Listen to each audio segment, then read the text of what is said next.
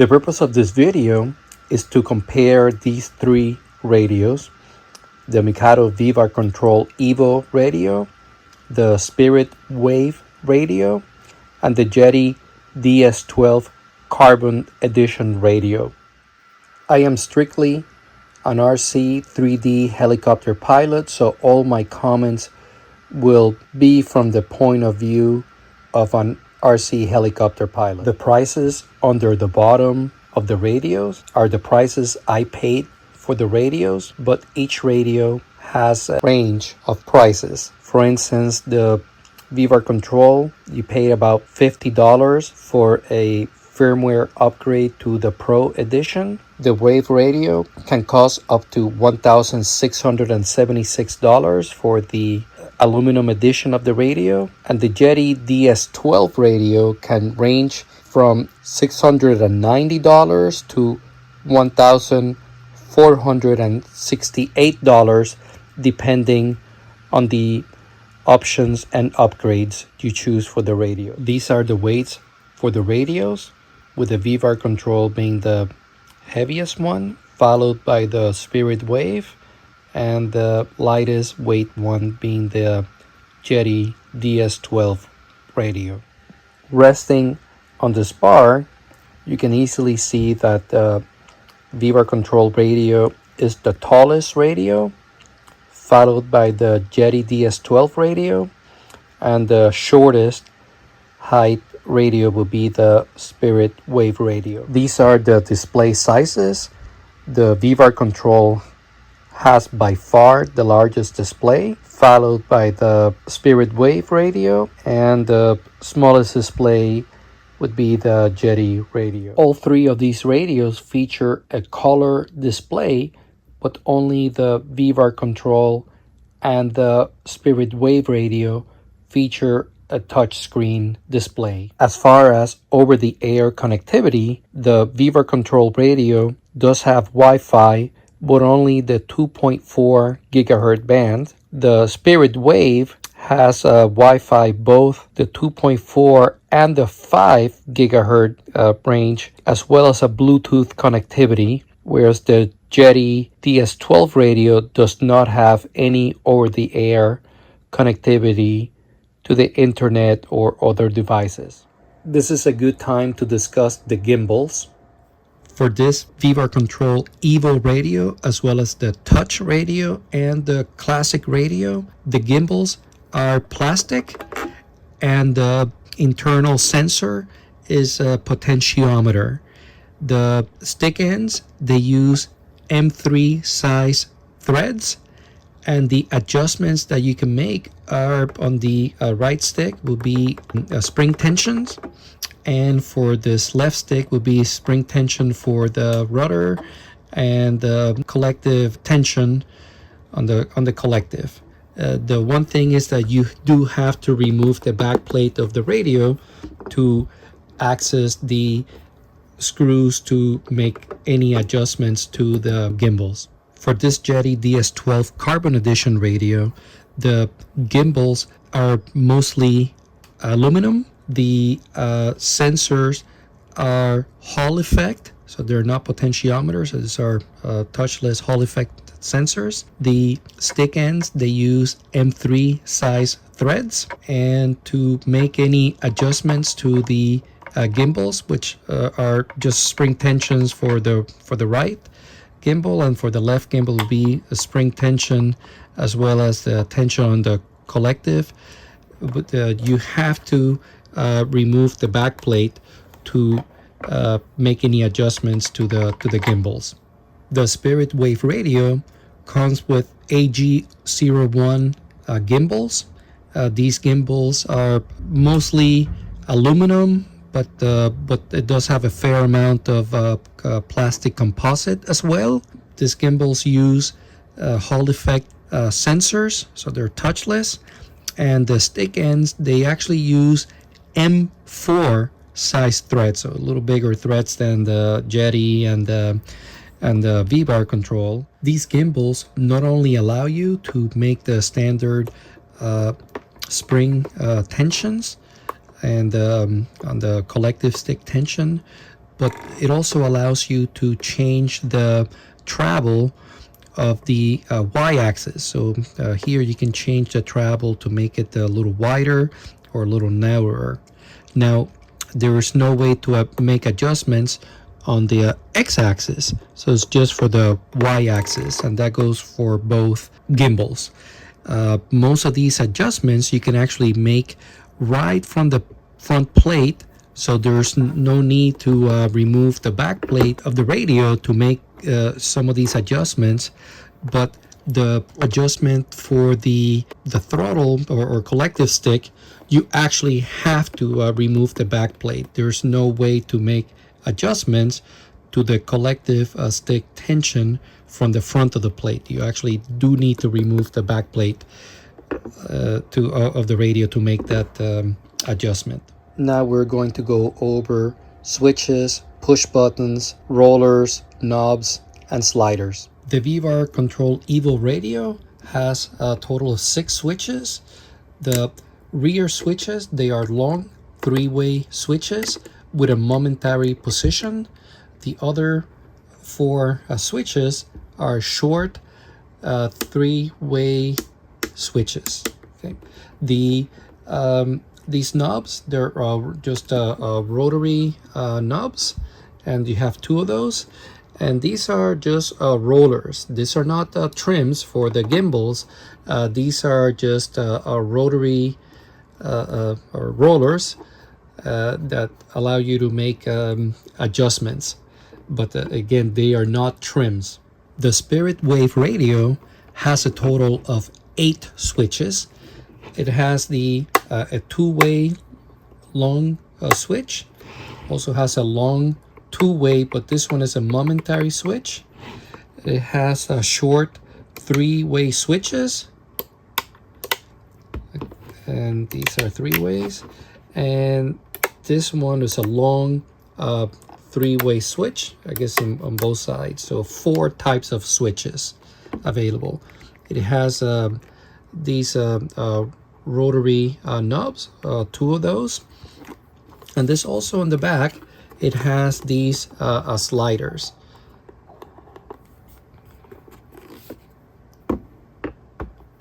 The Jeti DS-12 radio has a total of 8 switch positions. So 1, 2, 3, 4, 5, 6, 7, 8.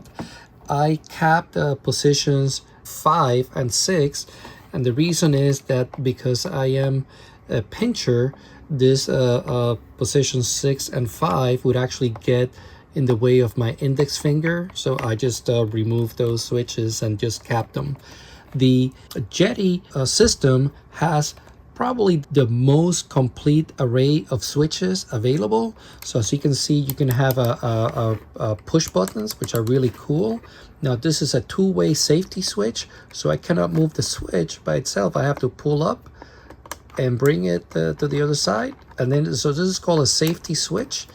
This one in particular is a short 2-way switch, but you can also have short 3-way switches.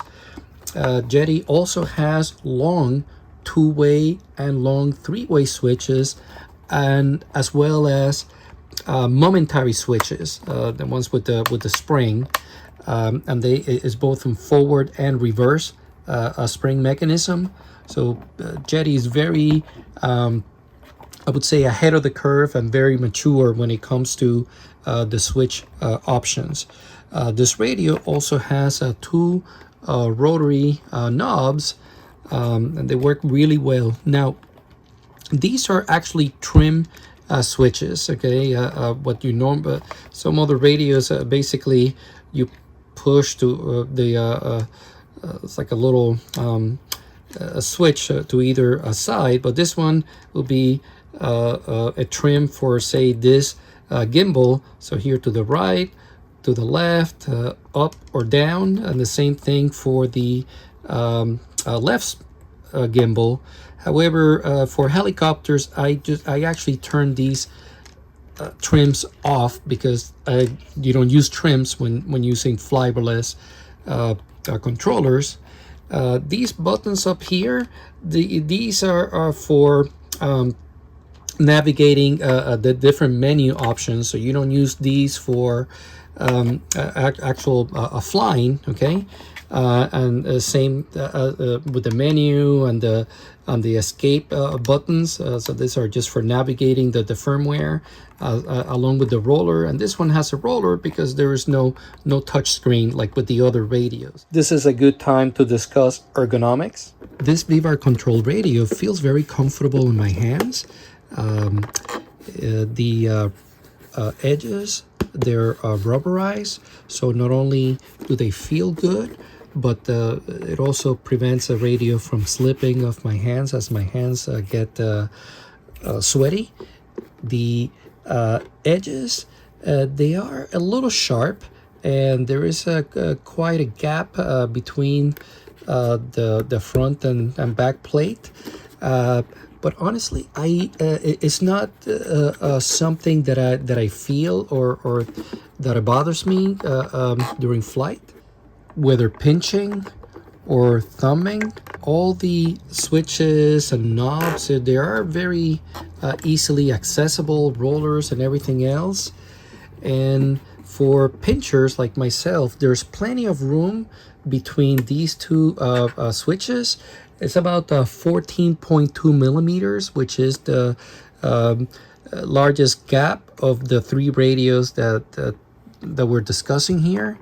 But yeah, no, this radio feels really nice. There's nothing wrong with it. This Spirit Wave radio also feels really nice on my hands.